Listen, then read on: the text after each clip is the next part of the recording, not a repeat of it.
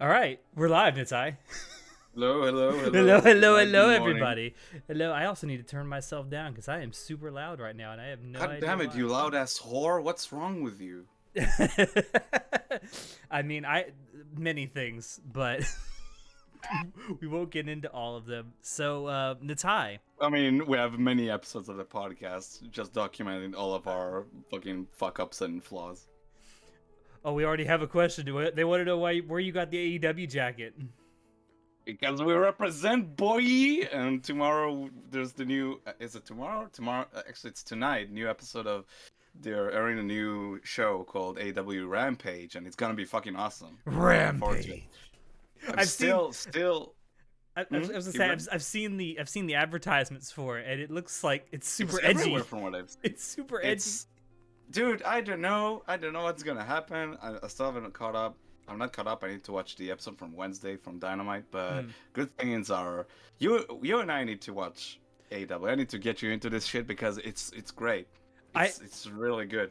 I know because like you keep trying to get me into it, and I just like I haven't I watched think wrestling in so damn long. I think what I'm gonna do is just you and I are gonna sit down and we're gonna watch just an episode. Hmm. We're just gonna throw you in there and we're gonna piece all the things that we're missing and it's gonna be great Oh well, because it's awesome. the good thing, according to you at least, is that there's some names and faces I'll definitely recognize. So many, dude. I mean, and now recently there have been rumors of like more a WWE talent like coming to Hmm. AW, like a CM Punk and recently like doesn't matter, but people from WWE, and Hmm. it's so fun to see this promotion with a lot of guys that like were from WWE and legends like fucking Arn Anderson and Tully Blanchett and Sting, Man, alongside a lot of indie guys that no one really knew about that they're just stars all around. It's Arn great. Anderson. Now there's a name I haven't heard in a long time. Dude, his son is actually wrestling now on AEW and Hmm. he's really good. He's really Arn really good. himself, he's got to be in his what His 70s, 60s, late 60s, early 70s like now. late, and he's still taking hits, dude. Just a Jesus. few weeks ago, they've brought in Malachi Black, which is the new version of Aleister Black, who was a character in WWE, Hmm. and the guy just appears out of nowhere and just looks at Arn Anderson and kicks him in the face, and he took that hit. He took the hit. It was like, woof, god damn. Yeah, I mean, wait, Ric Flair is coming. Wait, is that true?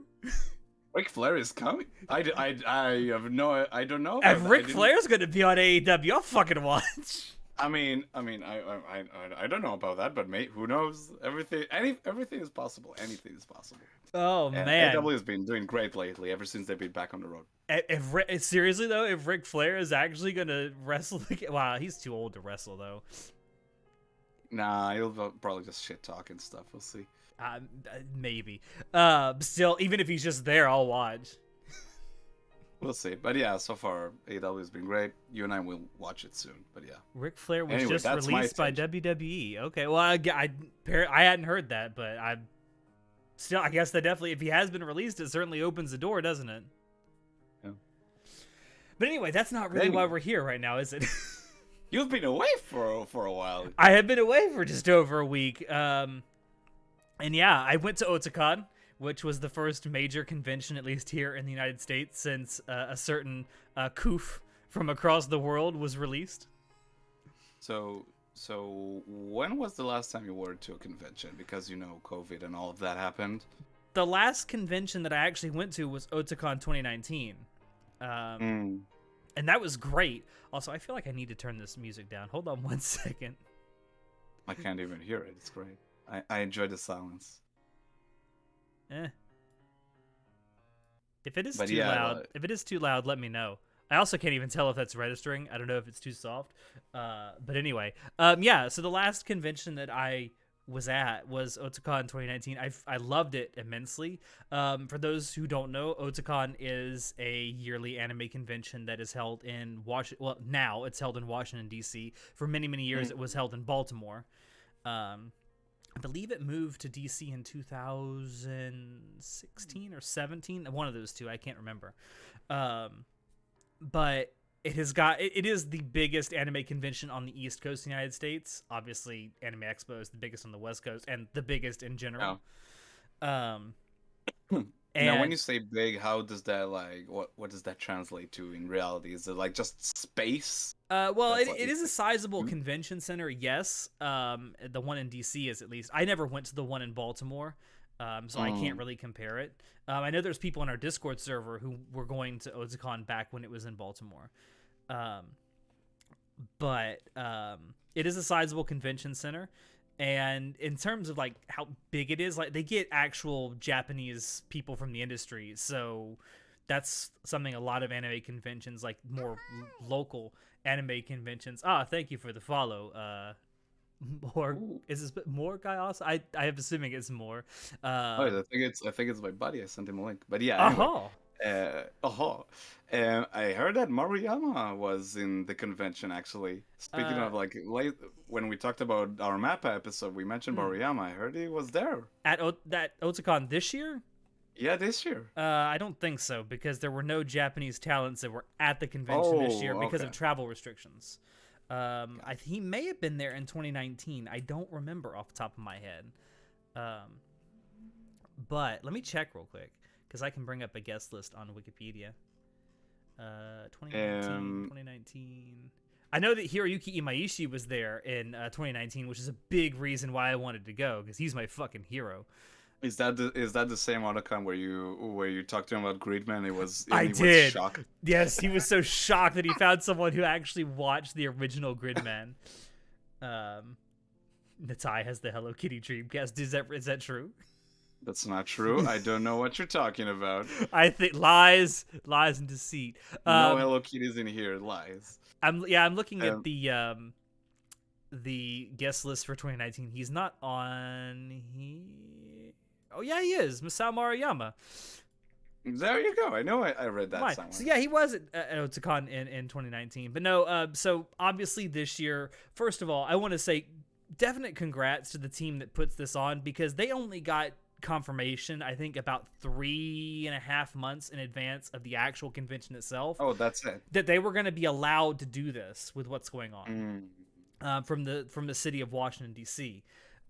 So for them to even put together a convention in 3 months is a Herculean effort in and of itself. Yeah. So It's apparently you're the goat, Natai. mm, Uh, yay. Thanks. so for them to even do that is just absolutely amazing in my mind.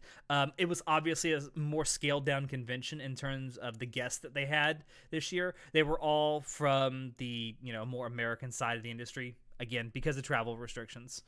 Who were some of the more notable guests you've managed to come across? I really didn't go to a whole lot of panels that Were they were like, mm, like talent panels. But Kaiji Tang was there. I don't know if you know who that is. oh, wait, what? Who? He is the English voice of Guts in Berserk. Oh, my man. I love Um, that guy. He's great. More recently, he was also the English voice of Joe from Megalobox. Mm. I think he's also voiced a few characters in the Tales series of video games as well. He's also done acting in Fire Emblem. Wait, have you seen the dub for Megalobox? I haven't, but I've watched Mm. Megalobox. It's fucking awesome. Season 2 just finished. I know, and it's fucking awesome, and you should watch it. I'll get around to it. But anyway, he was there. Zach Aguilar was there as well. Something you might know him from is he's the English voice of Koichi in JoJo's. Oh, He's he's also the whole. he's also the English voice of Tanjiro from Demon Slayer. Mm. He's Okay. he's also the English voice of my boy Otto from ReZero.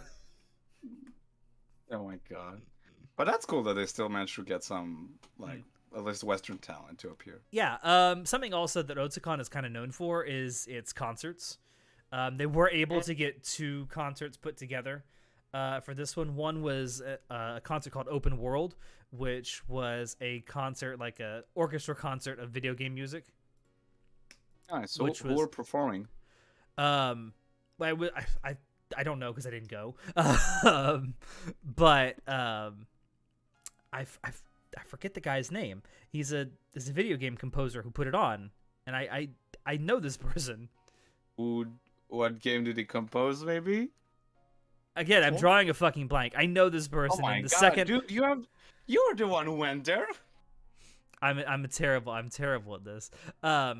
But Literally anyway, a few days ago, Alex is like, "Hey, here's like a shit ton of panels that occurred. He just screenshot to be like the entire convention schedule. Good on you." anyway, Anyway. another group they had was called the J Music Ensemble. They're a group of like modern jazz musicians, and they did Oh, jazz nice. renditions of a bunch of anime and video game music.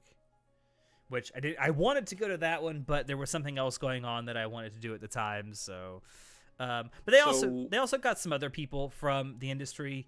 The more American side of the industry. One thing they did do is there were a couple of people from the Japanese side of the industry who pre-recorded some stuff, and they did play that during really? some panels. One of the ones I went to, in fact, it was the only panel I went to on Sunday, was a panel that was put on by Studio Orange, who are the studio behind Land of the Lustrous and Beastars. Beastars, yes.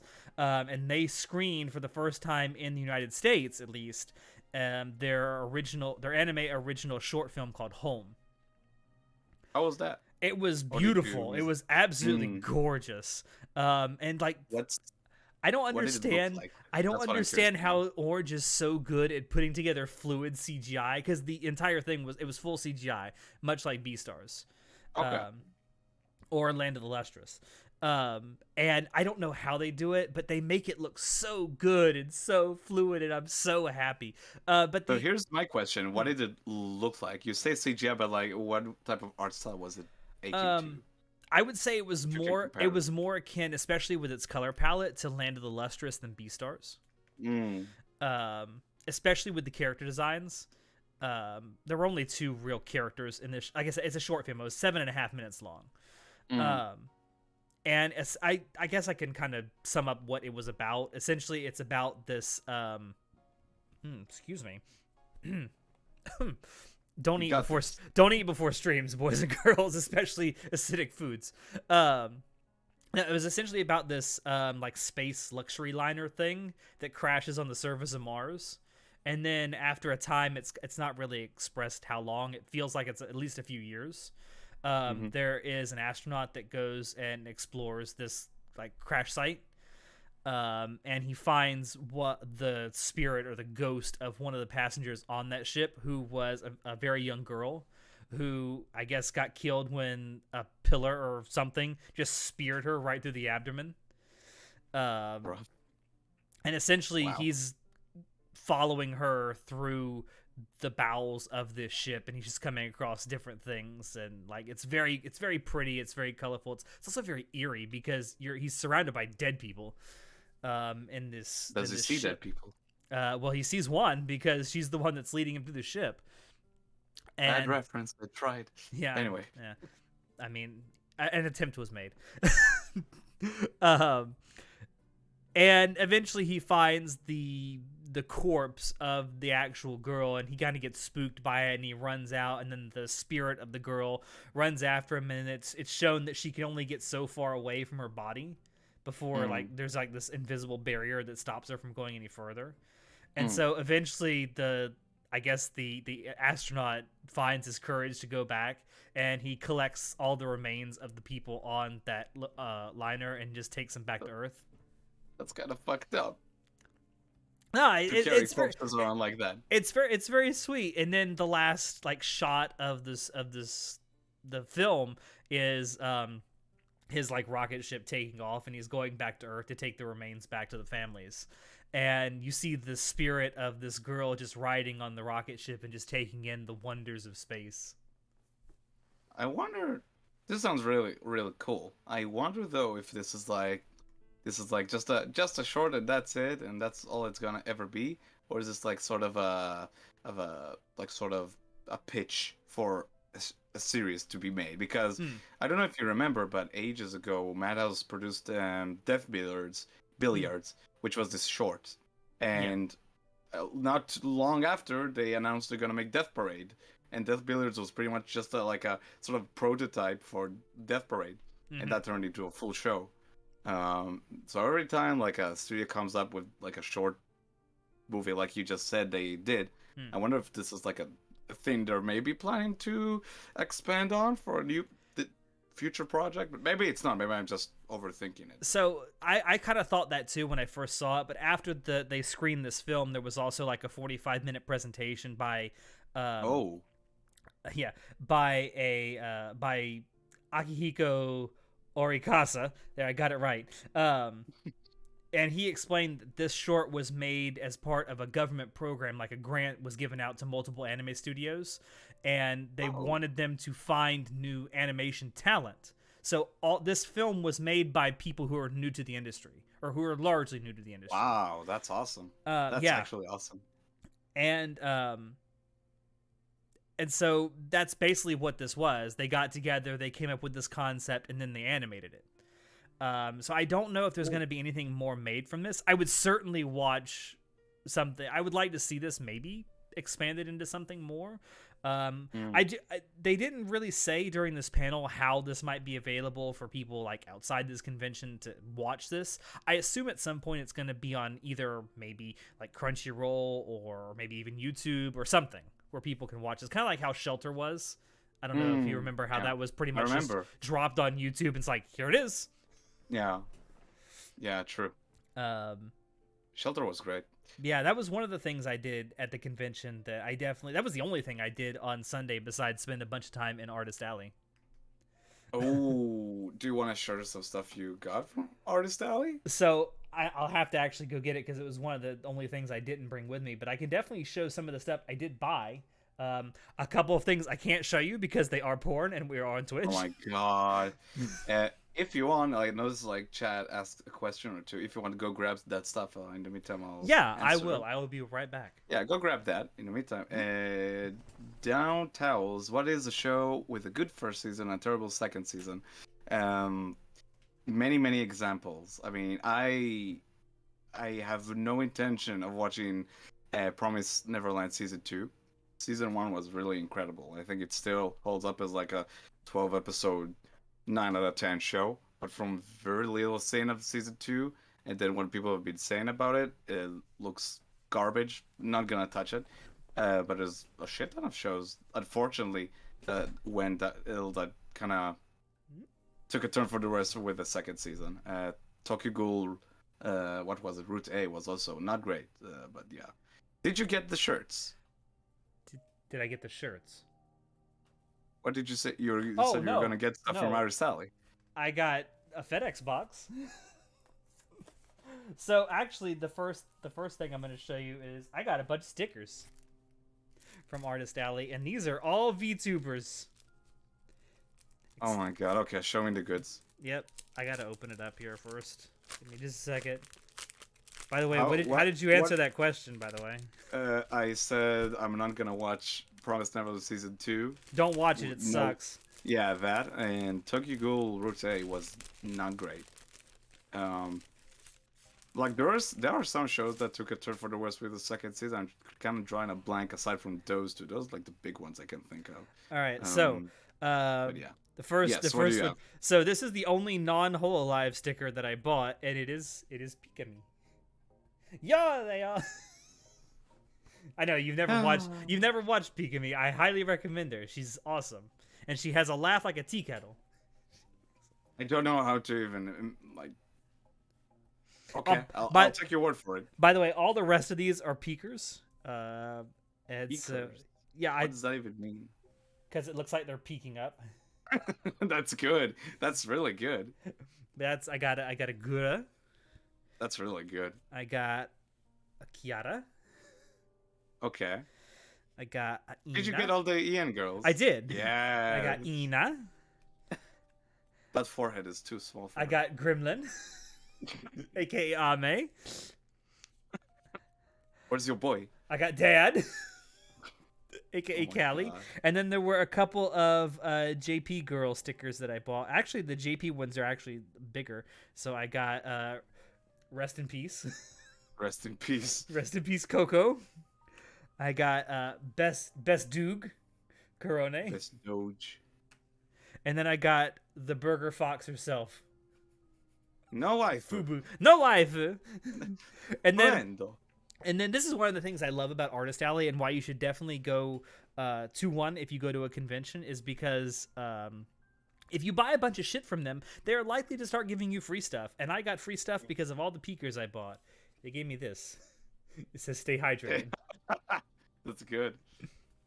Artist Alley is always my favorite place to go to in conventions that do it. I mean, here in Israel, it's kind of a bit harder to find stuff like that.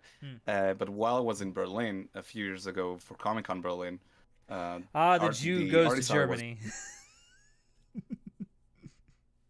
While I went to Berlin, to Comic-Con Berlin, I had a great time going to the Artist Alley there. A lot of really cool shirts and stickers and posters. It was a lot of fun. I always recommend Artist Alley. I mean, not to take anything away from the dealer's room because some of those are independent. For sure. Some of those are independent dealers as well.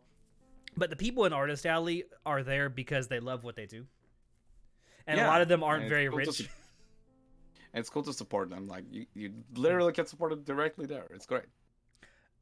Yeah. What else did you get from the convention? More guy wants to know what your favorite farm animal is, Natai. I'm not answering that question. Is it a sheep? Please tell me it's a sheep. All right, so what else did you get from the other thing from Artist Alley that I got, I didn't actually buy. Soon from our server, who was there with me at the convention, bought it for me. Ooh, sugar daddy. Yeah, boy. Well, he obviously knows his fucking audience really, really well. Because what is this? It's something I haven't shut up about. If you're on our Discord server, you know for a fact I haven't shut up about this for months. Best girls. Oh my God. I fucking love Yudu Camp, and I now have merch. Look at this. Is it clean? For now. Look at this. Look it looks great. Look at this art. Look at this art. It looks really good. Hold on. So it is like the disgusting. No, best girl. Is that the chick with the motorcycle? Yes. Or the scooter, I suppose, yes. Right? I'll watch your camp eventually. Don't worry. It's not only is it a Moe masterpiece, it is one of the best slice of life anime. What gets you to crown something a Moe masterpiece when the whole point of the show is just like relaxing and nothing happening in it? Because it's the best at doing that. I not to take away from anything from the show, I'm sure it's really good, but I like whenever people rave about it, like you do always, it's I'm kind of confused because I'm thinking to myself, I thought this show is just about like camping and stuff. Like what does it do that well that you're like so obsessed over it? So because if it's just these girls are cute, ooh, then I'm like because I like relaxing shows. Like I love things like Flying Witch. I love Pokozudan World. I love K-On! Like it's fucking relaxing to watch. Like there doesn't have to be high drama for me to enjoy a story. For sure. Again, not taking away, but I'm like, I'll check it out eventually. Has our music stopped? Or I just can't hear it. I don't even know if anyone else in this or I keep saying in the server in the stream chat can hear it, kid, because I certainly can't. Yeah, chat. If you guys want to let us know how's the music. We're trying to have some actual background music for this stream, but anyway.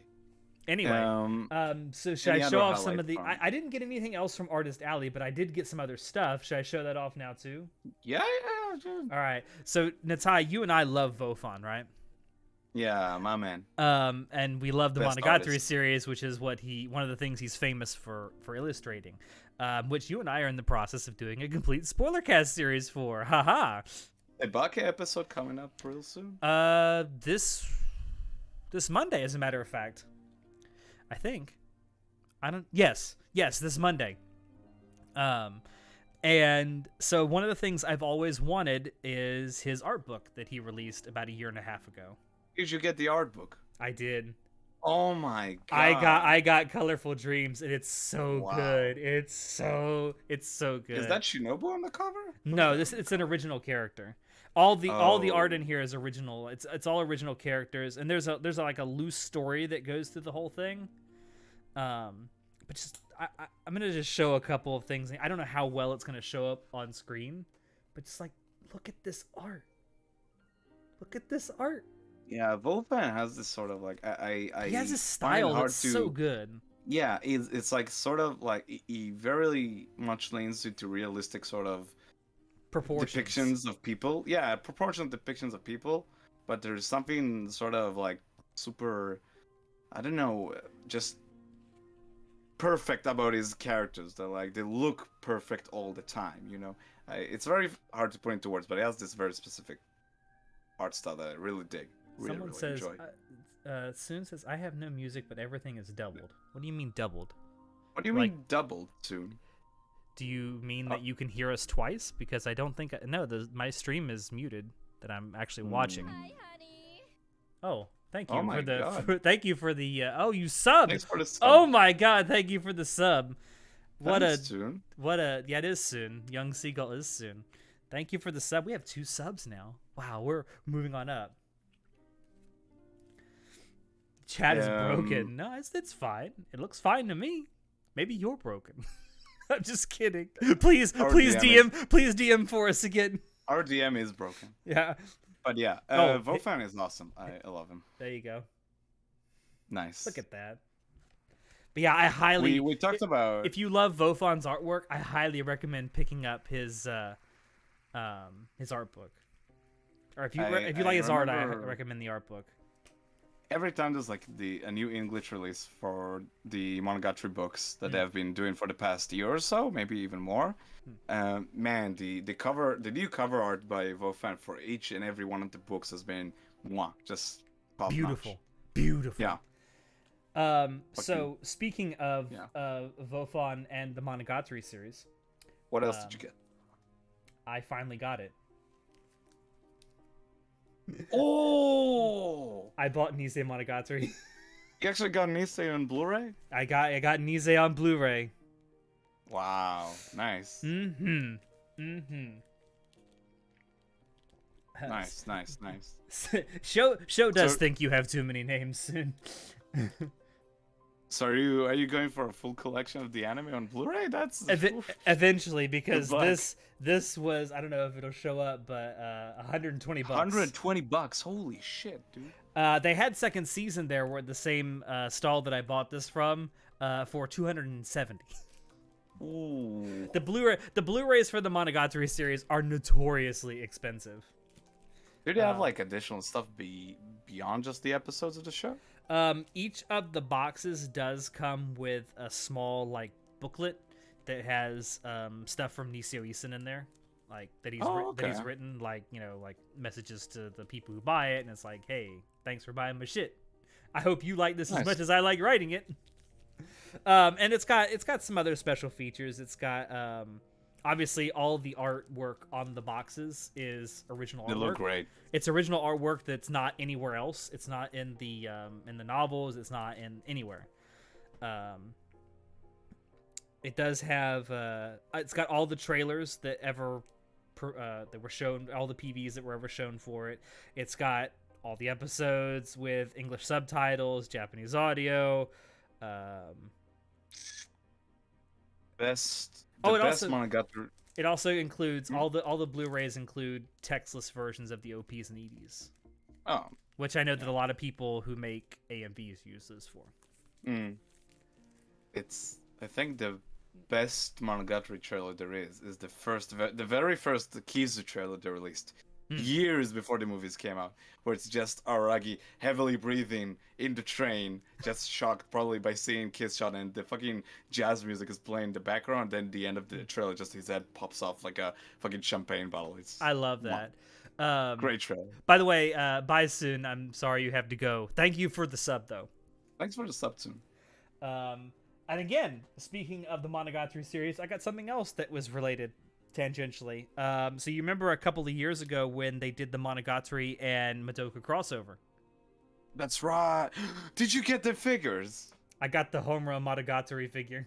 Oh my dude! Holy shit! It's a really So good figure. yeah, so they released two different figures for this. So I got the Homura wearing Hitagi's school Uniform. uniform, and then the other one, there's actually a picture of it on here, is Hitagi wearing Homura's outfit. Man, that's so good. Yeah, Nice. I finally got a I love that Monogatari figure. crossover. So I got that, Hi, and then honey. another Oh, oh my thanks God, for your the your sub. boy finally subbed to us. My Thank you boy. so much. Thank you so Thanks for much. the sub, dude. Wow, we're moving on up, Natai. I'm like, it's like that Plankton meme. I never thought I'd get this far. So the last thing You that I always actually go down from here. well, don't knock on wood. So the only other thing that I actually bought, he says you were gonna sing No, Mo, Judas I'm or not singing Judas. That's maybe after a few glasses of whiskey. God damn it. So the only other thing that I bought. Aw, thank you. I assume I know who this is. Says hello from England. Are you the artist formerly known as Earl Grey? In our server. So the only other thing that I actually bought at the convention for myself is a DVD set that I have been kind of looking for a while. DVD set. Yes. Okay. It's DVD because it's never been released on Blu-ray, and that's how old it is. It's an older anime. I want to see if you can guess what it is. You need to give me a hint. It was made before I was born. I was born in 1990. Nausicaa of the Valley of the Wind. I love Nausicaa, but I actually already own that. Okay, give me something. It's black and white. That's how old it is. Is it Astro Boy? No, but it's close. It's Dororo, the original. It's the original Dororo. The original Holy shit. Dororo. Every episode of the original Dororo. Wow. How many episodes was that? I believe it's 26, if I'm not mistaken. Wow. The runtime is 600 minutes. So I That's forget 600. off the top of my head exactly how many episodes it is. I have never actually seen the original Dororo. I did see the remake. The remake is fantastic. And I want to see how this compares to it. I know that this is kind of a piece of anime history. You know, it's Correct me if I'm wrong. Osamu Tezuka, man. Correct me if I'm wrong. It seems from a glance, it's way closer to the manga art. It is. It is. Yeah, they definitely went with a different style for the remake than the original. Obviously, I'm not sleeping. Why is chat saying I'm sleeping on stream? Why would chat say that? I don't know. Maybe your video is certainly not frozen. No. It's 2 a.m. and it's way alive past anyway. his bedtime. Yeah, it is 2 a.m. But with the things I do for your guys' entertainment, I guess. But yeah, I'm so happy I got this. I know one person that I was with who is also in our server. He goes by Colonel Astolfo. He goes by Colonel Astolfo now. He was just Astolfo before, but he's been promoted. He actually got picked up again on DVD. Ghost Stories. And the only reason he got it is because it also included the English dub, which you and I think both agree is one of the best English dubs ever made. I need to sit down and watch that show from beginning to end, like legit, while watching the dub. It seems like a good time. I want to say, like, bless Discotech. They were one of the few industry people who actually made it to Otakon. There were only two. Oh, really? There were only two people from the industry who actually made it to Otakon and set up booths. One was Discotech. The other was Manga Gamer. They make visual. They don't want to say they make. They produce and distribute visual novels. Okay. In the West, so they do localizations and then they distribute them. Okay. So they were there as well. I actually went to their panel while I was there because I fucking love visual novels and erogaze. What else did you get? Or is that's all that I bought. Well, actually, that's not all that I bought. I did buy 2 erogaze from Manga Gamer while I was there. I bought it. I can't show it to you for obvious reasons here on stream, but I did buy Emoto Paradise 2 and 3. I've already played 1. Don't give me that look. Life never prepared me for to actually respond to this sort of conversation. I don't know what do you want me to say, dude. It's like, good on you. Good on you. Puzzle Cat, you want to know what souvenirs I got you? You'll find out on Sunday when we actually meet here in Florida. I'll bring you a pub sub. Ooh. Okay. Anything else you want to share from the convention? Like any highlights? There's a lot of stuff. So I was actually, I got to go obviously with Soon. He and I shared a, who's our DM on our D&D campaigns. For those who may not know, we shared a hotel room while we were there. I also got to meet up with Shinoda, who used to be on our podcast. He actually lives near where the convention takes place. I got to also meet up with a couple of other people from our Discord server as well. That's awesome. Fun. I know that one night, myself, Soon, Astolfo, and Shinoda went out drinking at an Irish pub, and I spent almost $300 just on liquor. Oh my god, dude. One of the things that we got, both myself and Astolfo got they had a 27-year-old Irish whiskey there. And you emptied that bottle up. We didn't buy a whole bottle. We bought just one glass of it. Was $100, and the glass is a shot and a half. Dude, so at least was it good? It was. Let me tell you something. There's not enough O's in the word smooth to describe this shit in its eye. It was so good. Wow. It was so good. So you get drunk as fuck. I wouldn't say I definitely got a little tipsy, but I didn't get drunk. Certainly not as drunk as you were that one night after we, After the Snafu spoiler cast? After the Snafu spoiler, oh god, no. We don't talk about that live, my dude. That's one day as Patreon exclusive. Yeah, maybe. I really wish, well, no, because it was not you at your best. Not me, and not even close. I was gonna say I wish we recorded that, but it's like, no, that's some blackmail level shit right there. Let's just say, I'll just leave it at that. There are two moments in my life where I can definitely say I was at my lowest points. One of them, a friend of mine saw that. One of those moments was with one of my friends, and another was this moment with you. Well, after the Snafu podcast, definitely. Someone, your friend says, get Natai some, I don't know how to pronounce Sgushonka. Sgushonka is a Russian garbage. Oh my god. I thought it was some Hebrew shit. No, it's Russian. So for other stuff at our panel, you've never seen Natai drunk, count yourself lucky. So for other stuff at the convention I wanted to talk about, there were a couple of panels that I thought were really, really, really interesting. One of them I went to on Friday. It was called VTuber Clipping, the Ethics and Process of Translating Talents. Right, you told me you were going. So how did that panel go? It was really interesting.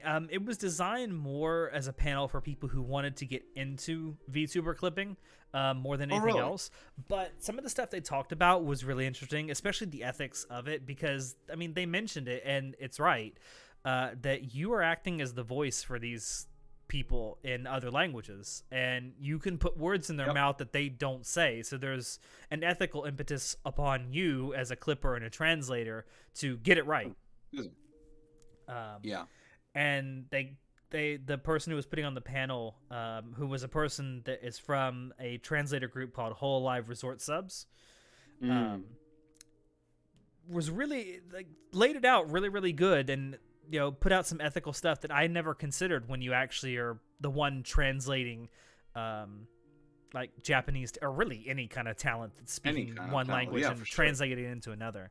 And you and I probably know this too, because you and I are both multilingual, that translation is way more than just taking things from one language to another. There's also a degree of interpretation and cultural understanding that has to happen. Intent is super crucial for sure. It's like there's the English, they use the example of the English idiom raining cats and dogs. Like if you said that to a Japanese person and you translated it literally, they don't because it's a cultural idiom that they're not going to understand. Yeah.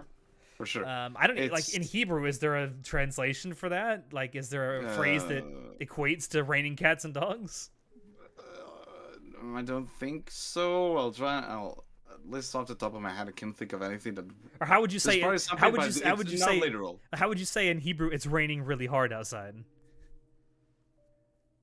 Oh, actually, Mao just typed it. It's literally just pouring rain. Yeah. Okay. But yeah, it's translation is hard, dude. It's really hard, and there's a lot of thought that needs to be put into it. And it's I find it interesting because VTubers, I think one of the reasons they grew so much is because of clippers. I mean, say what you will about the ethics of actually clipping stuff and publishing it. I mean, I don't think a lot of us wouldn't have kept up with VTubers as much if clippers weren't doing weren't clipping them, you know. There's a shit ton of clips that went viral, like Sakura Miko's infamous GTA clip, and a lot of the EN clips that just went around, and that's even without taking into account the old translation process of actually translating clips from non-English speakers VTubers. It's interesting because I remember I don't remember which stream I watched, and sort of the question came up of, is it right for people to clip like that the way they clip streams? And I think right or wrong, I mean, VTubers wouldn't be in the same place without people just sharing clips around of them. Let's be honest. And the translation process that went into it. For sure. I think that's a big part of the reason outside of Japan that VTubers have become as popular as they are. That it's because of the clippers, it's because of the translators that, I mean, it wouldn't have happened. I think eventually we would have gotten an English branch of Hololive, but I mean, that's a long time to wait for it to become popular. Yeah, although the EN branch became super popular real quick. I mean, the most subscribed to VTuber in the world is now Galgura. Yeah. She just recently passed Kizunai, the OG. I wonder how big the EN branch of VTubers are in Japan.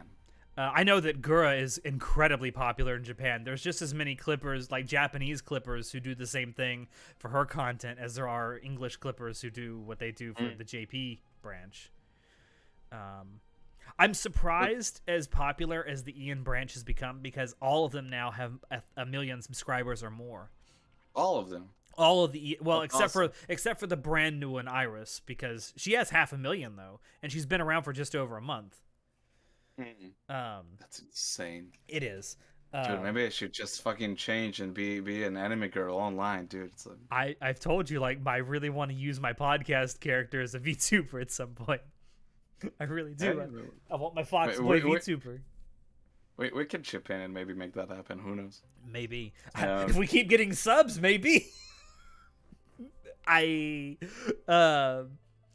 But no. And speaking of Hololive, so one of the things that obviously I go to conventions for too is there's usually lots of great cosplay at conventions. And there was some really good cosplay at this convention. What was the most wild cosplay you saw in this? The most wild? Yeah. I saw a lot of. Take that to. I saw a lot of. Take that to whichever direction you would like. I saw a lot of. In terms of actual. Go ahead. Because there's a lot of wild, just really crazy cosplay of just so much effort put into them that it's always awesome to see them. I saw a lot of really, really good Chainsaw Man cosplay, and I think I'm only going to see more and more of that as we get closer and closer to the anime. I'm looking forward to that show. I am too, especially I've read the manga. Yeah, because from everything that I've been hearing so far, it's it seems whether I like it or not, there'll be a lot to talk about. Oh yes, for sure. I feel like it's definitely going to be one of those shows that once it finishes airing, we're going to be doing a spoiler cast on the podcast for it. For sure. I mean, and hopefully Mappa won't overwork their staff while producing it. Who knows? You're asking an awful lot there. I was reading an article recently about that, actually, that they've been talking about. Yeah, the new workspace has been working pretty well. It seems like people are taking to it very well in terms of how the workspace atmosphere and stuff. Yeah.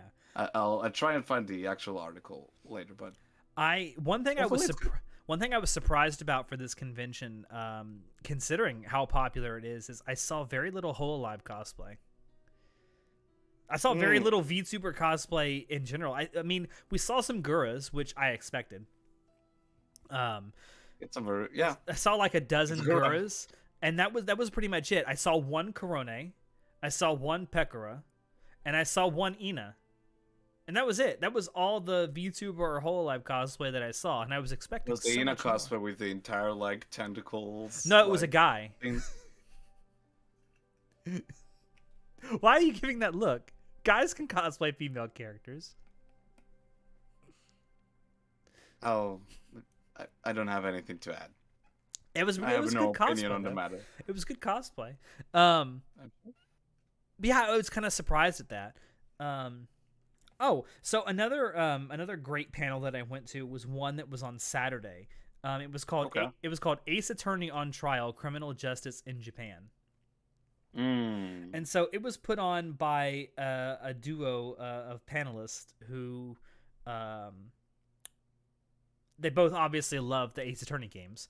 But one of them was someone who was very fluent in Japanese and had a lot of, I won't say like firsthand experience, but had a lot of knowledge of the Japanese criminal justice system. And the panel kind of went through all the different aspects of the games and asked, like, how does this compare to how it actually is in Japan? And one thing I never realized, because I always thought that most, if not all, of the criminal justice that's put on display in Ace Attorney is completely fictionalized. A lot of it's not. Okay. Oh, really? Yeah. I mean, Huh. the yelling at people in court obviously doesn't happen. Yeah, that doesn't happen. But like the idea, and we've talked about it, we've kind of touched on it a little bit on previous WTF episodes about how in Japan, like if a case goes to trial, it has like a 98 to 99% conviction rate. So like if you go to trial, there's a very good chance that you're going to get convicted of at least one charge. It's very interesting because I might be totally off and I'm probably wrong, but just like an observation while watching some anime, it seems like when you get arrested, it's like you're what's the phrase? You're I think it's like guilty till proven otherwise or something like that. You're viewed as pretty much like guilty.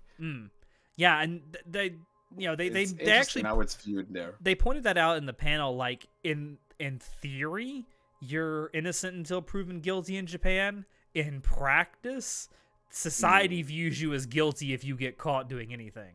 Well, there you go. It's really interesting how, because I think it was while watching Erased of all things. There's like the moment where like there's like this small scene where he's been taken into custody, and like from the get go of the show, like he fears the police even though he doesn't do anything wrong. There's like not a moment of him trying to talk to the police and tell them I haven't done this crime I haven't been accused of. And like it's interesting that there it's like even if you have any relation to like being caught by or chased by the police, there's like society there views you as a criminal till proven otherwise. It's really interesting. One thing they talked about in this panel, and it's even in the Ace Attorney games, it's considered like the gold standard of evidence, is the Japanese criminal justice system uses confessions as like the absolute gold standard, which I don't know how it is in Israel, but here in the US, like a confession is not necessarily viewed as like the gold standard that you want in evidence. Like you want physical hard evidence. In Japan, it's like if you confess to it, it's like case closed.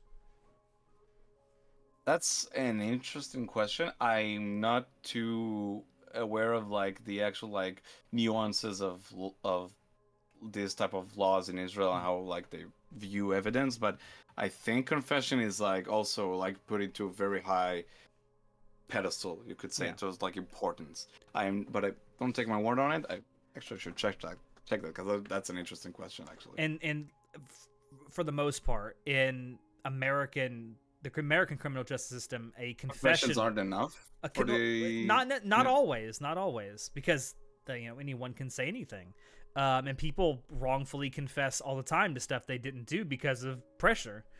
And that's kind of how it is in Japan too. Like you're pressured in the interrogation process to say something, say anything. Also, apparently apparently in Japan there's no right to remain silent either. Really? Yeah, like especially in court, if you get asked a question, you have to answer it. You can't say like I refuse to answer that question on the basis Oh, that the answer might be served to incriminate me. what a wild place, dude. Mm. Japan is so strange. Also, something I thought was I thought it was fictional, but apparently jury trials are a very new thing in Japan. Because Really? in the Ace Attorney game, there is no jury, or at least in the first Hmm. three, the original trilogy of Ace Attorney games, there is no jury. There are in the newer Hmm. games, and that's because recently they have been introducing jury trials. Um, That's crazy. in Japan, at least largely, criminal trials are done by a trio of judges, not just Mm. one. But in the So games, there's only this one there is just judge. the judge. There's not even The just judge, just yeah. the judge. Um, Japan, you lied. I know, but I found that panel so fascinating, and I learned so much. Um, That's awesome. mm, That's really cool. Any other really cool panels you wanna share? um, yeah, there were a couple that were just kind of fun. There was it's not like I want you at my panel history of the tsundere. I'd go to that. They made a very compelling argument at that panel as to why Taiga from Toradora is not a tsundere. She's a very surface level tsundere because then you sort of like get to see her character and how she actually is. Hmm. And yeah, it's definitely like just a front. Yeah. She's like very much not a tsundere later on. I mean, Um, she has her moments, but whatever. I told you before I went to the manga gamer industry panel, the now and future of visual novels. That was Just an to 18 buy plus porn. panel. I didn't buy the porn at the panel. I bought it in their booth in the dealer's room. I'm shaking my head. I also went to a panel that's put on by a group who I'd love to get on this podcast at some point if we ever could, called Manly Battleships, who are at Otakon every year, I think. And they put on What? an 18 plus panel on Saturday night called Boku no Pornorama 4. You only watch Oh once. no. Oh, And okay. it was basically a panel where they showed off some really fucked up hentai. And it wasn't even Boku no Pico. Like, do you think fucked up hentai, you immediately go to Boku no Pico? It wasn't even Boku no Pico. I'm glad I still haven't watched Boku no Pico, even for the memes. I haven't watched it. One day you and I will sit down and watch it together.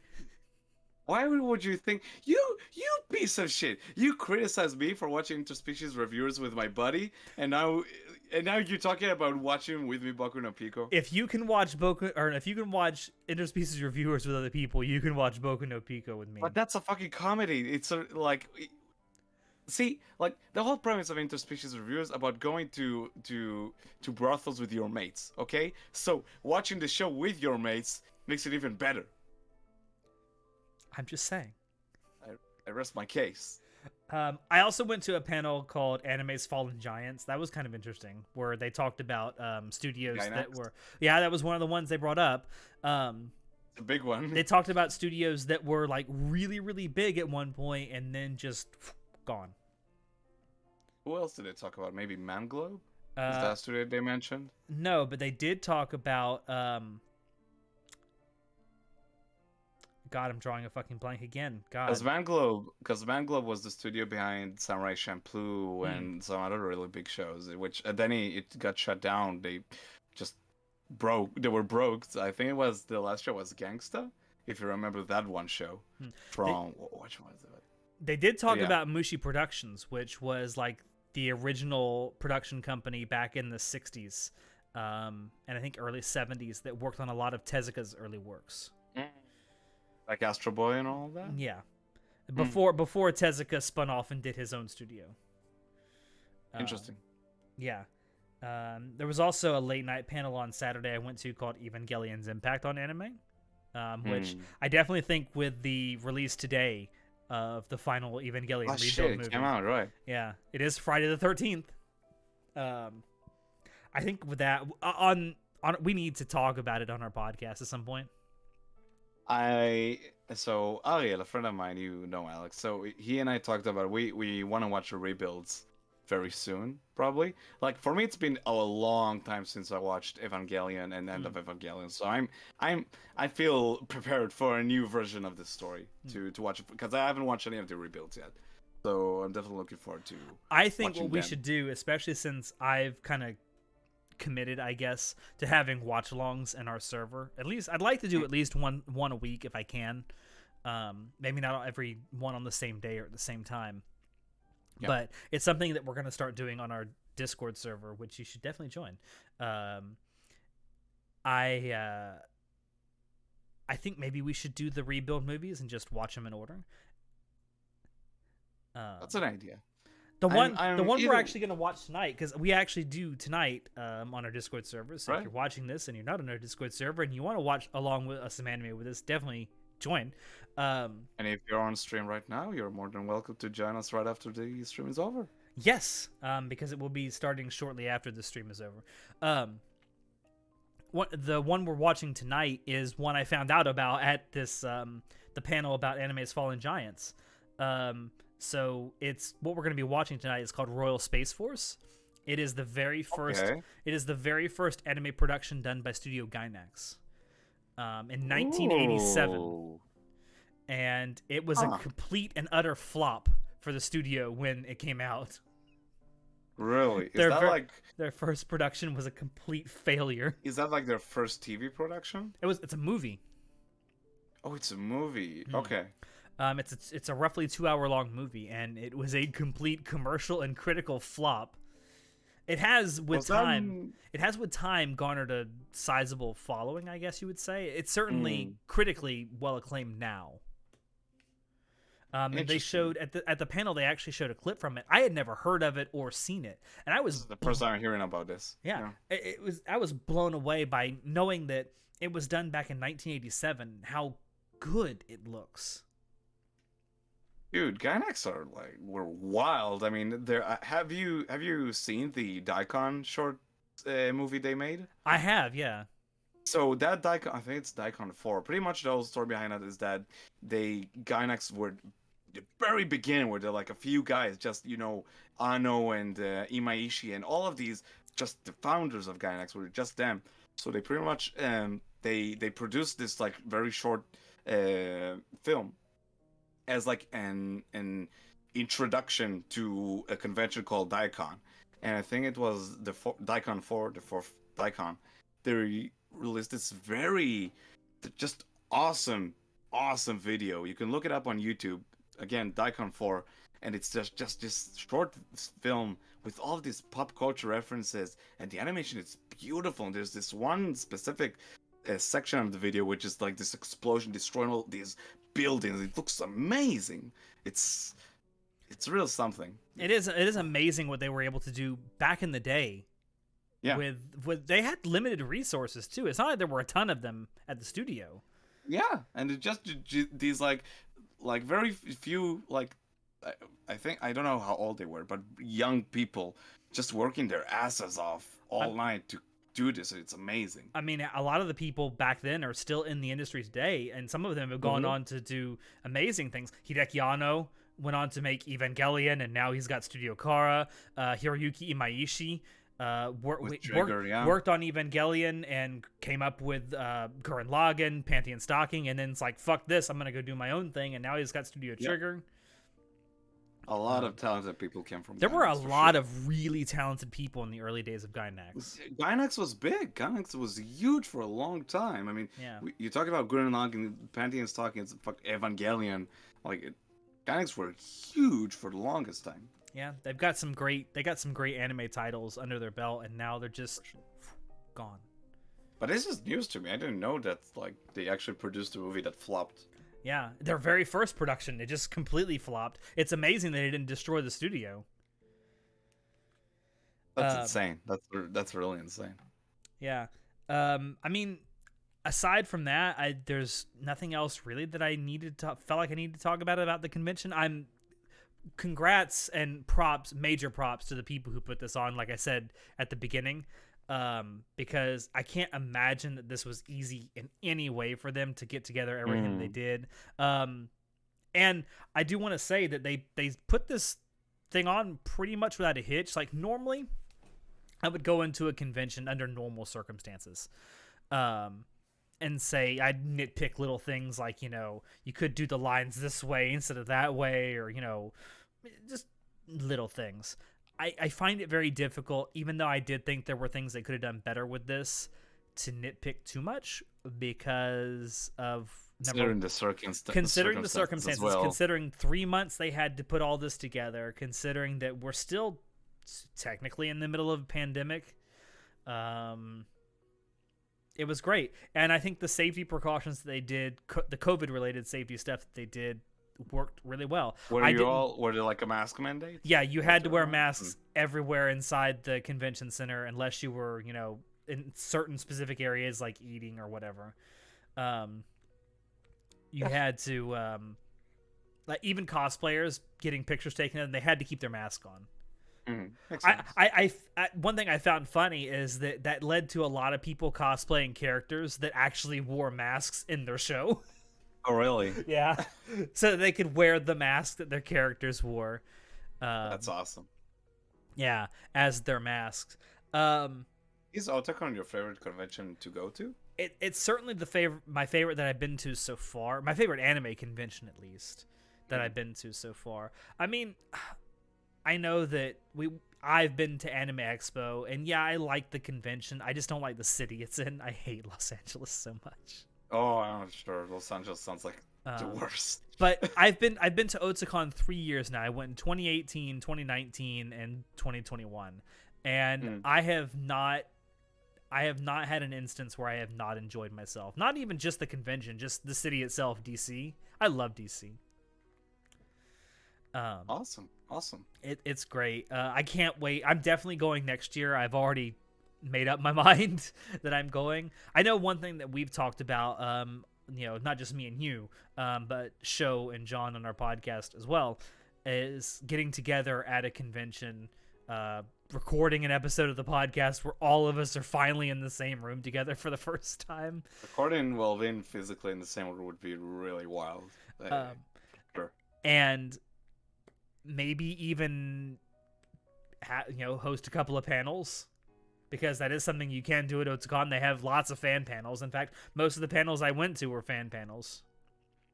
Does the convention help you like set up the panel itself, or do they like there's like a spot here you can occupy? No, but they kind of walk you through it. You apply, obviously, to you tell them what you kind of want to talk about, who you are, and any kind of equipment you need, like chairs, table, computer, whatever.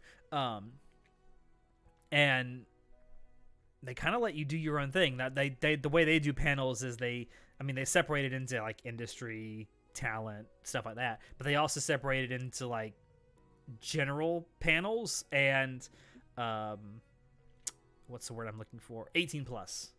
So you can do more adult oriented stuff at Otakon. Those are usually done in the very late evening or late afternoon to the evening, because on Friday and Saturday they have panels that go all the way to like 11 o'clock at night. Oh, fuck, really? Yeah. That's awesome. That seems like a really just a really good time. But yeah, I'm definitely looking forward to see if next year is gonna be possible for me to come as well. Because I mean, side note, I still haven't been to the States, and there's a lot of places and people I want to go and see and meet friends from the States. I mean, you guys for the podcast and other friends. I feel like if you do it, you got to do it as like a 2 week long like. Yeah, that's the hard part. Is like the thing of like going to the States for a weekend seems kind of. If I'm there, I want to enjoy myself even more. We'll see. For sure. Also, I think there might be a slight issue with our stream. I know it's saying it's unstable for me. I'm sorry if y'all are having trouble watching our stream right now. I have it open. So far, it looks okay. I don't say. Maybe it's me. Maybe you're it's always me. The problem. I am the problem child. But yeah, I would love to if next year we could all get together at Otakon. Just for the recording together in a room alone would be worth it for sure. Doesn't matter if for sure the convention or not. But I think that having maybe us doing 1 or 2 panels at the convention would be great too. Let us know, guys, if there's anything you would like us to do a panel about. Yeah, boy. That's like a cool idea. Seems like a cool idea. I think for you and I in particular, there's a lot of topics you and I could do panels on. Dude, like, let me talk for hours about fucking Jojo. I'll be fine. Speaking of which, Yes, what a great segue. Fucking phenomenal. I'm a god. I'm a god amongst men. I haven't seen the new Jojo trailer, but holy shit, December is coming around the corner, and so am I. My man. Yeah, I think Dude, you mean I tell you, I think you mean your girl, Jolene. my girl. Dude, I've been saying it for a while now. Fall 2021, dude. It's actually happening. You are 2 for 2 with JoJo premiere predictions at this point. You realize that? You were right about part 5 and you were right about part 6. You guessed it almost to the T. I'm so Now, happy. I don't think- happy you I don't just pinned think- that comment. I don't think you thought that it would be like December when you said fall 2021. No. Because it's right near the end of the fall season, but it still counts. It still counts. I will take it. I'll take that win. I mean, it is the fall season, even though a lot of people don't think of December as being a fall month. Yeah, but seasons wise, it's still fall. I still take my prediction because, like, technically, I said either fall 2021 or winter 2022. 2022. Yeah, that was my prediction. The only reason you said winter 2022 is because I goaded you into adding that. Because I thought the only reason you added winter 2022 to your prediction is because I said, "Are you really sure?" Because that doesn't seem like quite enough time. And he's like, "Well, maybe winter 2022." And I mean, it will be airing during winter 2022. So either way, you were right. The really weird news is that it's actually coming to Netflix first in December. So I didn't read that article that you linked in our server because you did it while I was at the convention and it kind of went away. And I forgot about it. But so what is the deal with that? So it's still not 100% clear. It's been announced that it's coming to Netflix in December. At the same time, they've said it's gonna air on Japanese television starting January 2022. The thing is, it's like I've been reading conflicting like news about it, and on the Netflix official like YouTube trailer, it says in the description from December 2022, part 6 is gonna air worldwide. So it's not 100% clear if it's all the episodes gonna air at once or it's gonna be a weekly release on Netflix. It's not clear at all. Is that release on Netflix supposed to be worldwide or just in Japan? It's worldwide. Wow. On December, which is awesome. I'm super glad. I will say this: if it's worldwide and they do air it week to week on Netflix, that's a huge game changer for Netflix. It's huge. Like the only other show that aired so far week to week on Netflix was Violet Evergarden, right? Was there? Yeah, but it didn't air week to week outside of Japan. Outside. Worldwide, they released all the episodes on the same day. I think it was the day after. Was it only out in the US that it didn't air week to week? It was only in the US week to week, or on Netflix, that it did not air week to week. The way they did it on Netflix is I believe it was the day after the season ended. All the episodes were available on Netflix in the US. But now I wonder, it's because Netflix almost never releases like these major shows without them being dubbed. Does this mean we're getting a dub already? No way. I don't think there's any chance. There's a lot of stuff, like you said, there seems to be a lot of conflicting information with this because I find it very difficult to believe that the anime is completed. Much less dubbed in English. I don't think it is. But it's just not clear, and that the thing that just throws a wrench into it is the fact that it is announced it will release on Japanese TVs weekly starting January. So it's weird. I don't think they're gonna drop the entire season. What I think, and I have nothing to back this up. I think it's going to be one of those things where a few weeks before they start airing it week to week on television, they're going to release like the first 5 episodes on Netflix. Didn't that happen with BNA?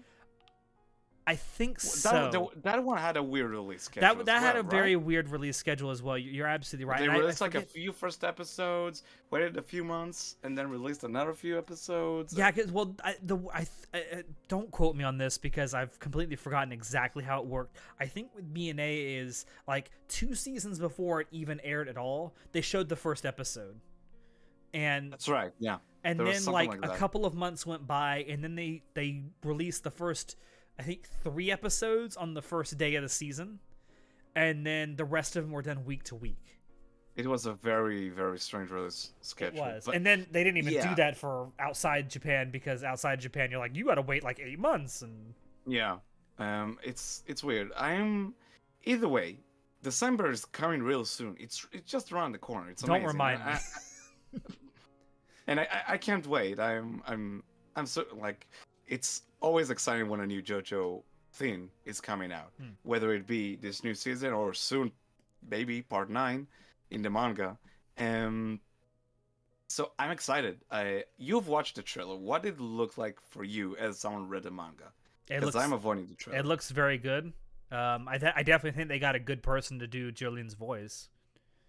Does the art style change much, or is it very similar to part 5? I would 'Cause- say of all the parts, because one thing that JoJo's is known for is its evolving art style. I would say that part 5 and part 6 have the most similar art styles. But in terms of the trailer itself, how does it look like compared to part 5? I'd say it part looks 4 very again? much like part 5. Mm. The That art style was the great. color palette is a little different, but you kind of expect that because you're going to a different setting. Yeah, makes sense. I'm excited. I can't wait. I'm happy. I think happy. I think it's funny that this part of JoJo's is going to be taking place in a city that I've been to. It's a city that I can drive right. to. It takes place in place in America. It takes place in Port St. Lucie, Florida. God damn it. Well, most of it takes place in Port St. Lucie, Florida. There's also another part of it that takes place in Cape Canaveral.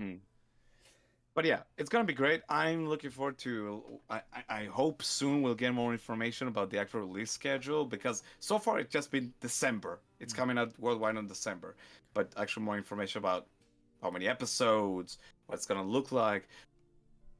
Yeah, I'm really curious as to how many episodes it's gonna have, because I think it'll have maybe about as many episodes as part 5, if I had to guess.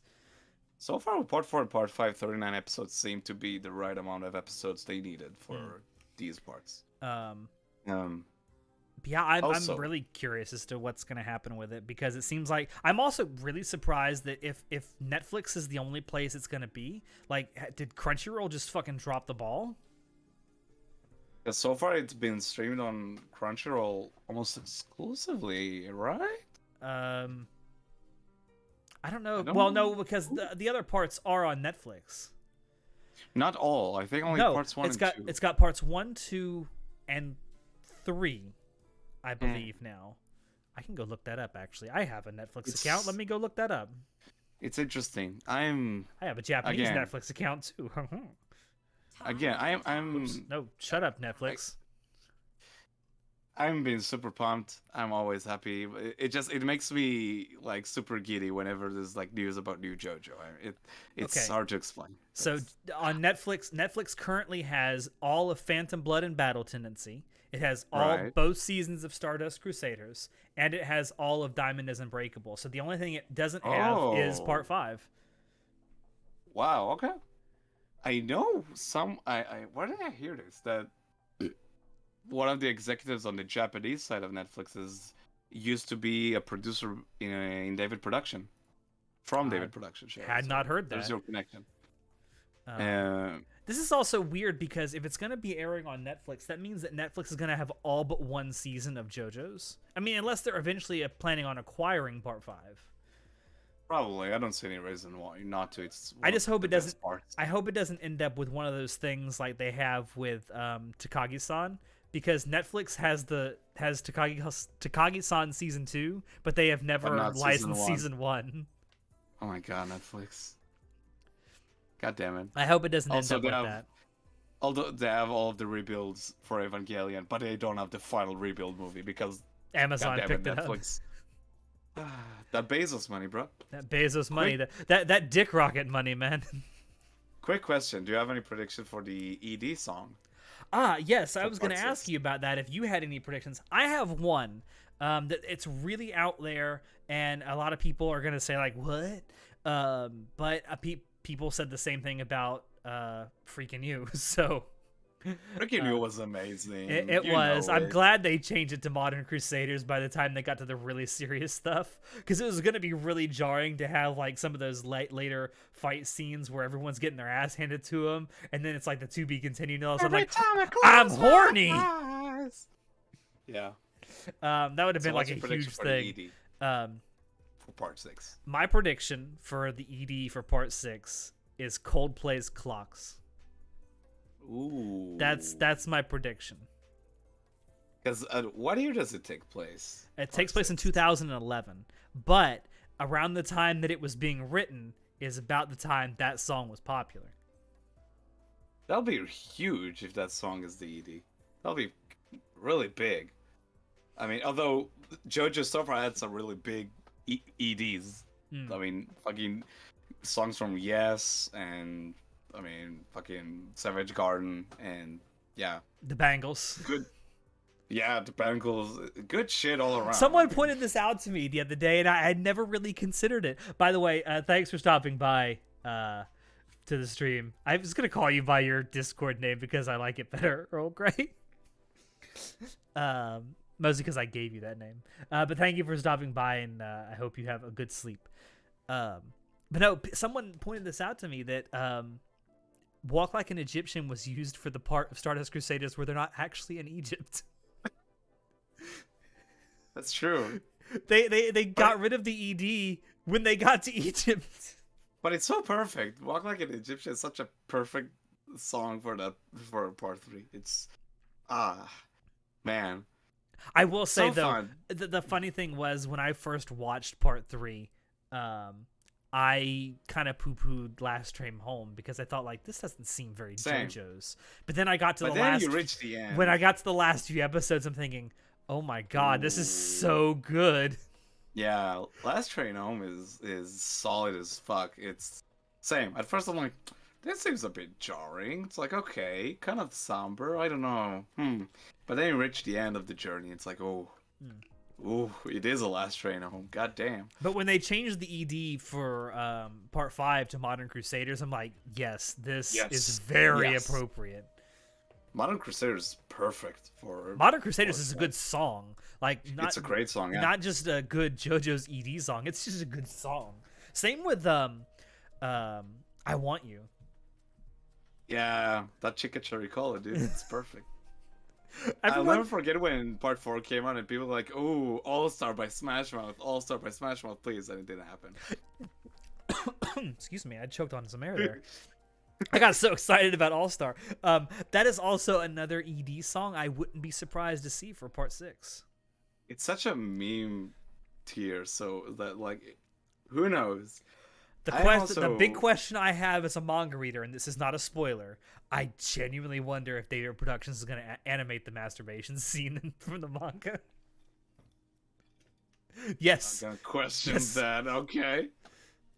I'm looking forward to meeting Jolene. I'm sure it'll be Gureto Desu. Yare dawa. Also, wishful thinking, but I honestly hope I hope to God Shoko Nakagawa is gonna sing the OP, because that's the same artist who sang the Solario Days from Gurren Lagann. Yeah, and she's a huge JoJo fan.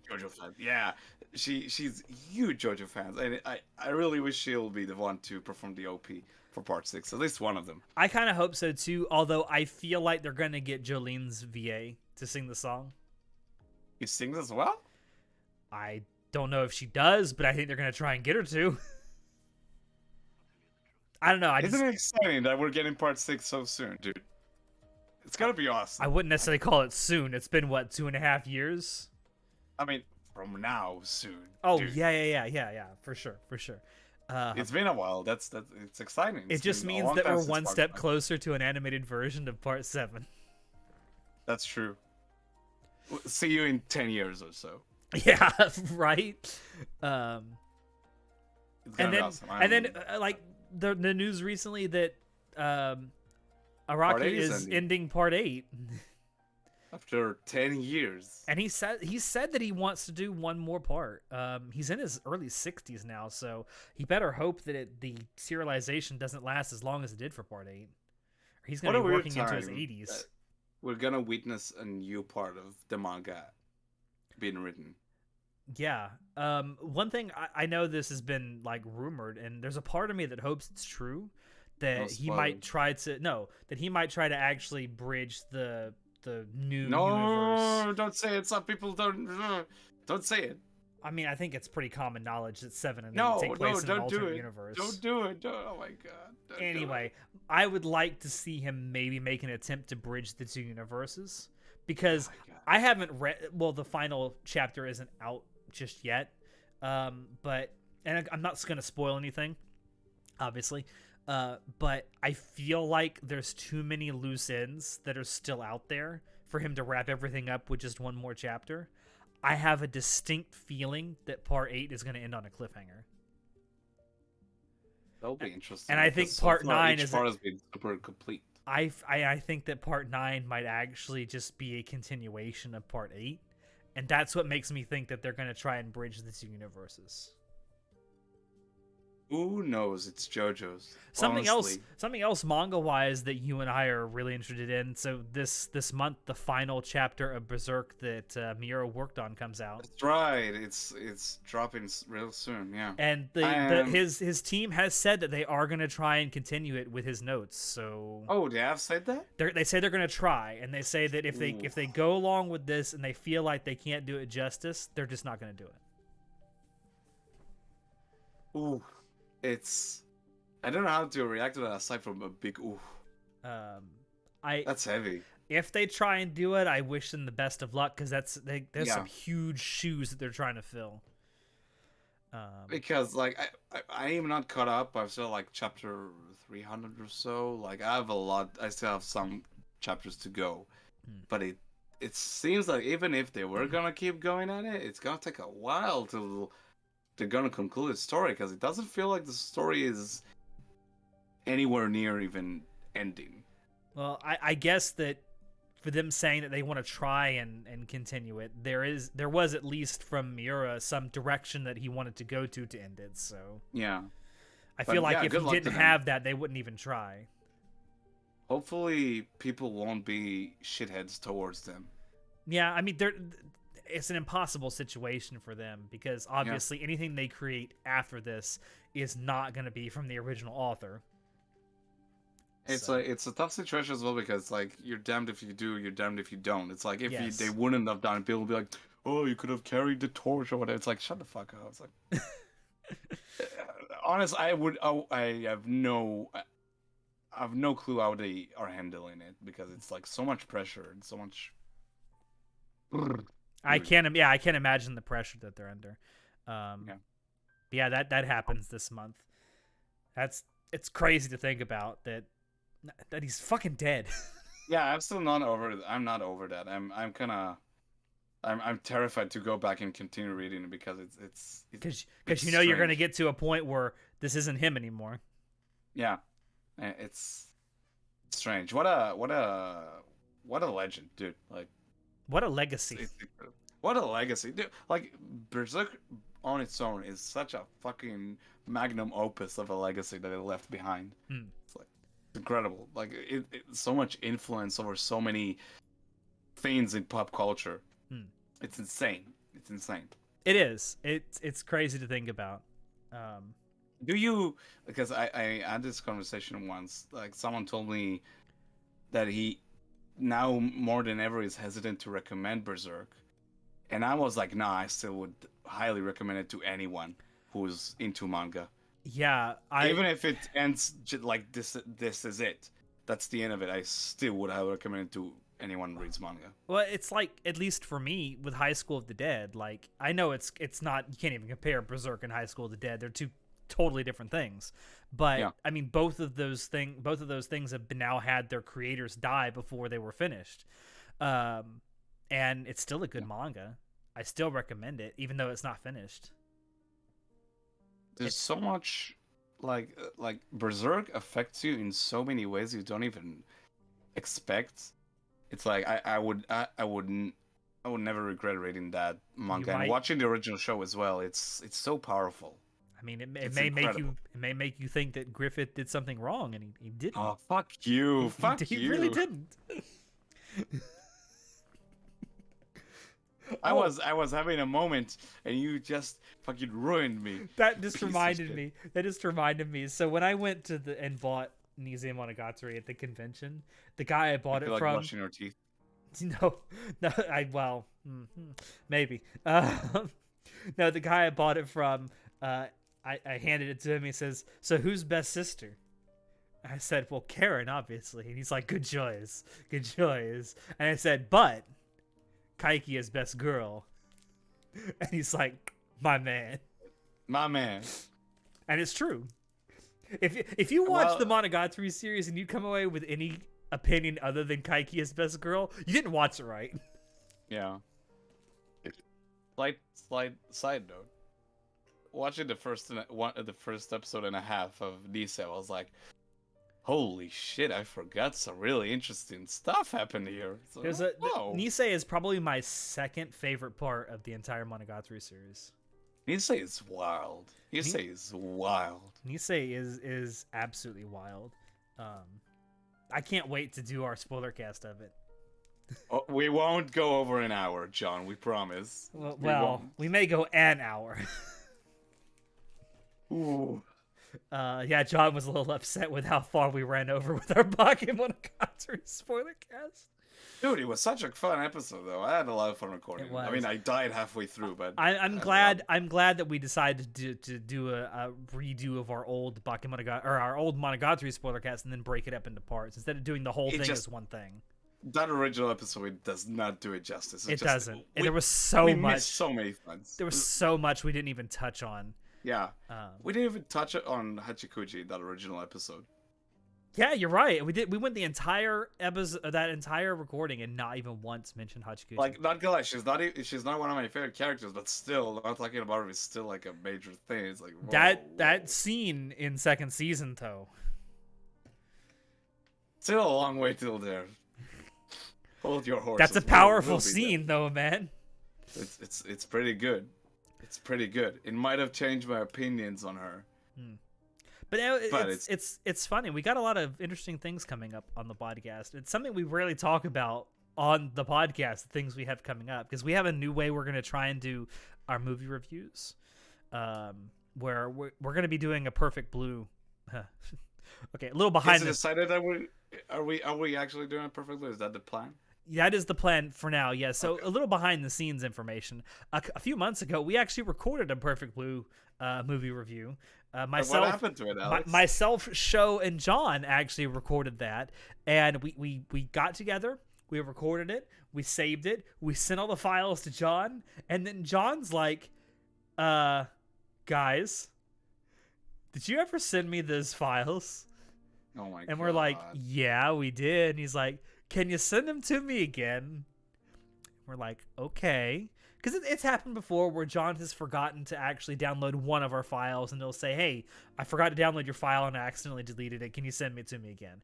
Because we have what we do, for those who may not know, is we record all of our all of our audio rather for the podcast that we do separately. So, and then we send those files to John, our editor, to put them all together into the episodes that you hear. Yep. And we have a policy in place where we are supposed to keep our files, our individual files, until the episode actually goes out, and then they can be deleted. John didn't heed his own advice and deleted his audio file before he actually got through editing. Oh my god. And so we lost that episode. So myself and Sho had our audio file, our full audio files, and John was actually able to restore most of his audio file, but there's like a giant portion in the center where there's just nothing. It's complete silence. And so we had to scrap the entire thing. So now we're going to try and do that again with Perfect Blue. We're obviously going to rewatch it. We'll probably have that as a watch along in our server as well. for people who. And hopefully this will be like our first foray into sort of this movie club thing we're gonna Yeah. try and do. Yeah, so like before we have yeah. just the four of us on the podcast have just kind of thought, well, here's a movie, let's do a review of it, and then we'd never tell anybody about it until it comes out. So now what we're gonna do is at the end of all of our movie reviews, someone on the podcast, we haven't exactly decided how, like, what order we're gonna go in, but someone on the podcast, do some rotation, yeah. Yeah, we'll put it on some rotation. Someone will decide what the next movie review is going to be, and then that we'll do it, and then we'll usually have a month between each movie review, so you'll know if and you want to watch along hopefully, with us. Yeah, the viewers will have enough time to watch the movie as well. Then we can start a conversation and talk about. We'll upload our episode, and we can talk about the movie in the comments or over on Discord, and have an interesting dialogue about it. And a lot of the movie reviews we plan on doing will probably also be done as watch-alongs in our Discord server. Yeah. So there's that. Both things coming soon. We'll see. We also like this right here was meant to be a test for our WTFs, because something that we've talked about for a while now is because we do talk about some current event stuff on our WTFs, is actually streaming them like we have here, so that you guys can catch it as it's happening, and then we'll probably upload it like a week to maybe a week or two after the fact. So that way because one thing we've done on our WTFs is we've kind of shied away from talking about more current event stuff, because there's usually 2 or 3 weeks between when we record and when we upload. Mm-hmm. I feel like if we do it this way, we can talk more about current stuff, not necessarily just the stuff that we want to talk about, but stuff in the anime sphere as well. So that's cool. We'll see how it goes. Yeah. It'll also take a little bit of editing work off of John's hands, because if we record it like this, I can just take the audio from our video recordings and upload them. Yeah, we'll see how this one turns out in some of the quality itself of the audio, but we'll see. Should be good. What's something else? I mean, you and I are doing a spoiler cast series for Monogatari, which is fun so far. Yeah, Nisei coming up soon. I'm stumbling my way through watching it, but we'll get to it. Yeah, there's a couple of other spoiler cast series we've talked about doing instead of just our traditional like one-off spoiler cast for like currently airing stuff or stuff that recently aired. You and I have talked about doing a spoiler cast series for all of the Rebuild movies. Yeah, and talked about Madoka Magica. Madoka Magica as well would be an interesting one. Part 6 is again coming out soon. Yeah, we'll have to figure out how to do that one. Whether we want to do it episode by episode, or maybe I think we'll have to wait until we find out how many episodes it's going to be. Exactly. To figure out how to divide it up. Like I said, we talked about doing Madoka Magica as well, especially now with Magia Record finishing up. And the fucking new movie that they announced not so long ago that's coming out. It's like a whole lot of stuff to talk about. And again, for the viewers and listeners, if there's anything you have a suggestion, you can shoot it our way on the YouTubes or our Discord server as well. We're always down to trying new things. And definitely, if you like our content and you want to like keep in touch with us, our Discord server is the best way to do it. Yeah, we're on Twitter. Yeah, we're on Facebook and stuff, but Discord is the best way to get active on Discord. Yeah. What else? There was something else that you and I had talked about doing, and I forget what it was. Maybe at some point, maybe the tier list for the protagonists. Isekai protagonist tier list. That would be a lot of fun. We don't want to do some more like tier list ranking episodes, especially because we think that those would be fun to do as a stream as well, to get a little bit of audience participation. Yeah. And shit on all of our tastes as well. But yeah, we're gonna be ranking Isekai protagonist here, I guess, later this month. Yeah, sometime this month probably. And also more D&D stuff. We're playing Halo. Yeah. I'm playing Mass Effect. How is that going? Are you having a good time with the It's good. I'm about Mass Effect 1. I'm about halfway through the game, the first game. They update anything with this remaster? They recently did. I haven't had a chance to go in. Like I've been kind of busy the last week or so. Obviously. But yeah, they did. They updated something, and I haven't had a chance to go in and read or experience what it is. My Mass Effect streams will be continuing shortly. Probably next week, maybe Monday. The art for the thumbnail is fucking perfect. I love it. I'm gonna get Burb in our Discord server for our Halo stuff, because we do plan to do an entire playthrough of at least Halo 1, 2, 3, 4, and Reach. I mean, we're so far. You said we are halfway through Reach. Yeah, we're roughly halfway through Reach. Maybe even maybe it'll take even less time if John keeps skipping cutscenes for us. Yeah, right. If John keeps skipping God cutscenes, damn we can it. get through the game in like an hour and a half. But I wanted him to make versions of myself, you, and John, like our podcast characters, in Mjolnir armor from Halo, That'll be fun. and use that for the thumbnail. I actually do have the first episode or first playthrough or first half playthrough of Reach. I haven't uploaded to YouTube. I haven't released it yet because I'm waiting on Burb to do the thumbnail stuff. So, But yeah, cool stuff coming. yeah. Cool stuff coming soon. And I like also how I called this a mini WTF, and we're over an hour and a half. I told you we should have. It's spontaneous WTF. It is what it is. It is just a spontaneous WTF, and I kind of wish we could do these more often. I know we do our let's say- WTFs once a month typically, but I love it. Yeah. Yeah, the WTFs are always a lot of fun. But yeah, let's see how the reception for this one goes, and maybe we'll do them more often live. But Yeah. I love being able to interact with the chat. And we might have to do something about this music because I can barely hear it. I don't know if anyone else can. this is why this is a test run. Yeah, We'll this is see how it basically a goes and test we'll run. Work accordingly. But yeah, I don't know if I should I do the outro that I normally do for our episodes? Yeah, do it. All right, I have to bring Stay it up on because brand. I was completely unprepared. Where is my shit? Thank you for watching our. I got this. I No, got no. this. You got this. Okay, the stage is yours.